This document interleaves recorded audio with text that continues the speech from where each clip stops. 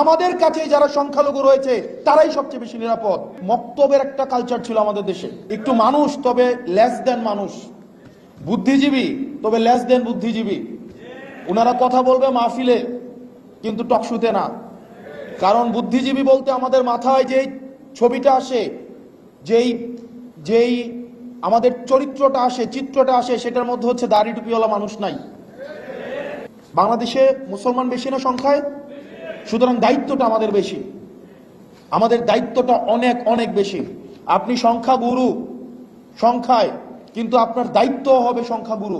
আমাদের দেশে অনেক সম্প্রদায়ের লোক আছে না, অনেক সম্প্রদায়ের মানুষ আছে না।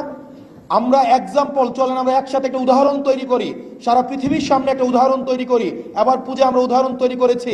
আমাদের হাতেই হচ্ছে যারা তথাকথিত আমরা তাদেরকে সংখ্যালঘু মনে করি না, তারা বাংলাদেশের আমাদের ইন্টিগ্রাল একটা পার্ট, অবিচ্ছিন্ন একটা অংশ, তারা আমাদের কাছেই সবচেয়ে বেশি নিরাপদ। ভারত বারবার তাদেরকে দেখানোর চেষ্টা করেছে, বিভিন্ন সময় হাসিনার সময় দেখানোর চেষ্টা করেছে হাসিনা ছাড়া নাকি মাইনরিটিরা বাংলাদেশে নিরাপদ নয়।